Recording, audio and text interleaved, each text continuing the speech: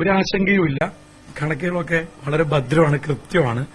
ആദ്യത്തെ 2 റൌണ്ട് കഴിയുമ്പോൾ വോട്ടെണ്ണൽ കേന്ദ്രത്തിൽ നിന്ന് പുറത്തു വരാൻ ഉള്ള സാഹചര്യം ഉണ്ടാകും എന്നാണ് ഞാൻ മനസ്സിലാക്കുന്നത്. എന്ന് വെച്ച് കഴിഞ്ഞാൽ അതിനൊരു അർത്ഥമേ ഉള്ളൂ. കൃത്യമായി നിങ്ങളത് പഠിച്ചിട്ടുണ്ടാകുമെന്ന് വിചാരിക്കുന്നു. 1 മുതൽ 14 വരെയുള്ള ബൂത്ത്, 15 മുതൽ 28 വരെയുള്ള ബൂത്തിലും കഴിഞ്ഞ തവണ ശ്രദ്ധിക്കണം, ഓക്സിലറി ബൂത്തുകൾ ഉണ്ടായിരുന്നു. ഉദാഹരണത്തിന് 1ഉം 2ഉം ഒക്കെ ഒറ്റ ബൂത്തേ ഉണ്ടായിരുന്നുള്ളൂ. 3ാമത്തെ ബൂത്തിന് ഒരു ഓക്സിലറി ബൂത്ത് ഉണ്ടായിരുന്നു. അപ്പൊ 3ഉം 3A കൂടി കിട്ടിയ വോട്ടുകൾ കഴിഞ്ഞ തവണ എത്രയാണ് എന്നുള്ളത് UDF, LDF, BJP എന്നുള്ളൊരു കണക്ക് നമ്മുടെ മുമ്പിൽ അങ്ങനെ എല്ലാറ്റിനും കൃത്യമായിട്ടുണ്ടെങ്കിൽ ആദ്യത്തെ റൌണ്ട് കഴിയുമ്പോൾ ഒരു ചെറിയ ഒരു സാധ്യത നമുക്ക് മുന്നിലേക്ക് വരും. അത് തന്നെയാണോ എന്ന് ഉറപ്പിക്കാൻ രണ്ടാമത്തെ റൌണ്ട് ഞാൻ പറയുന്നു. അതിനിർണായകമായ 2 റൌണ്ടുകളുണ്ട്. ആദ്യത്തെ 5 റൌണ്ടിൽ 4ഉം 5ഉമാണ്. അത് പ്രത്യേക കാരണങ്ങൾ കൊണ്ടാണ്. അപ്പൊ 5 റൌണ്ടിനപ്പുറത്തേക്ക് മുനിസിപ്പാലിറ്റി തന്നെയാണ് ഇത് മുഴുവൻ എണ്ണുന്നത്. എന്നിട്ടും ഞാൻ വളരെ ആത്മവിശ്വാസത്തോടെ പറയുന്നു, ആ ഒരു ട്രെൻഡോ പാറ്റേണോ തന്നെ പുലർത്താനാണ് പിരായിരിയിലും മാത്തൂരിലും കണ്ണാടിയിലൊക്കെ സാധ്യത.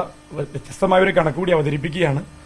36,300ഓളം വോട്ടുകളുള്ള പിരായിരിയിൽ 26,000 വോട്ടേ പോൾ ചെയ്തിട്ടുള്ളൂ. എന്നുവെച്ചാൽ 10,250 വോട്ട് പോൾ ചെയ്തില്ല. 33,900 ചില്ലുവാനം വോട്ടുകൾ എന്നുവെച്ചാൽ 43,000 കഷ്ടി 44 എന്ന് തന്നെ പറയാം. മാത്തൂരും കണ്ണാടിയും ചേർന്ന് 43 ബൂത്തുകൾ ഉണ്ട്. മറ്റേത് 33 ബൂത്തുകളാണ്.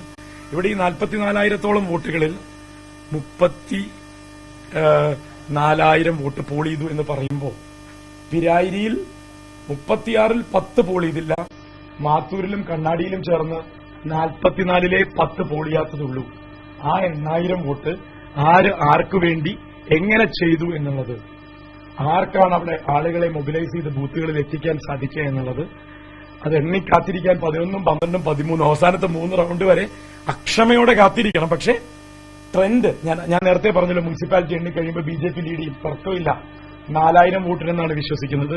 അത് 6,000 ആയാലും, ഞാനിത് ആദ്യമായിട്ട് പ്രേക്ഷകരോട് പറയുന്നു, 8,000 ആയാലും BJPയുടെ തൊട്ടുപുറകിൽ LDF ആയിരിക്കും.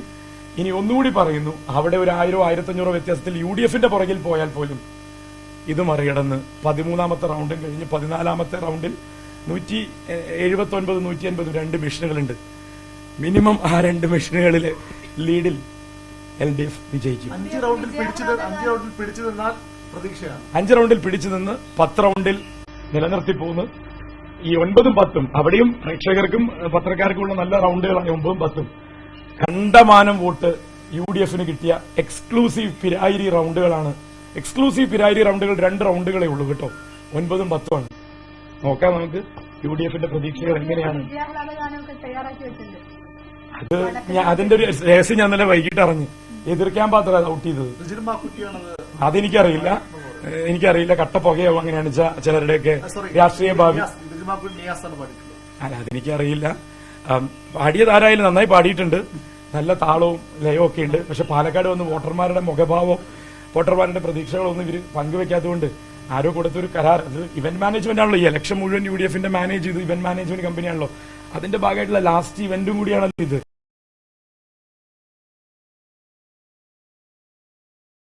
വിളികളായും പാലക്കാടിന്റെ തനത് പാട്ടുകൾ എന്തായാലും ഏറ്റുപാടാനുള്ള അദ്ദേഹത്തിന് പ്രതീക്ഷിക്കാം. അദ്ദേഹത്തിന്റെ മുനിസിപ്പാലിറ്റിയിലെ വോട്ട് നിലയാണല്ലോ അദ്ദേഹത്തിന്. പിന്നെ ഇന്നലെ അദ്ദേഹം എവിടെയോ പറഞ്ഞു കേട്ടു, കണ്ണാടിയിലും മാത്തൂരിലും അദ്ദേഹത്തിന്റെ പ്രകടനം മെച്ചപ്പെടുമെന്ന്. ഈ ശ്രീധരനേക്കാൾ എന്തായാലും മെച്ചപ്പെടാൻ ഒരു പ്രകടനം അവിടെ 2 സ്ഥലത്തും ഇല്ല.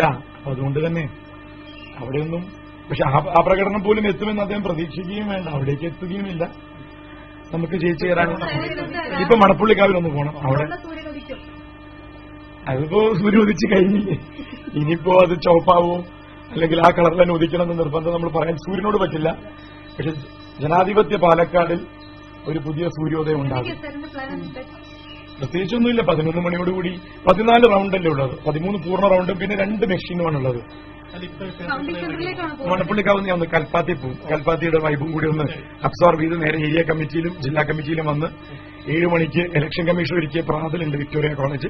കൌണ്ടിംഗ് ബൂത്തിലേക്ക് 7 മണി മുതൽ 8 മണി വരെ കൌണ്ടിംഗ് ബൂത്തിലുണ്ടാകും. ഇപ്പൊ ഒരു 20 മിനിറ്റ് വീതം AC-യിലും DC-യിലും ഒക്കെ ഉണ്ടാവും.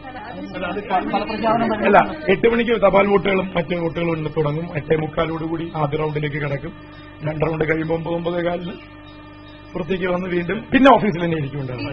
DC-യിൽ തുടരും. ഓക്കെ.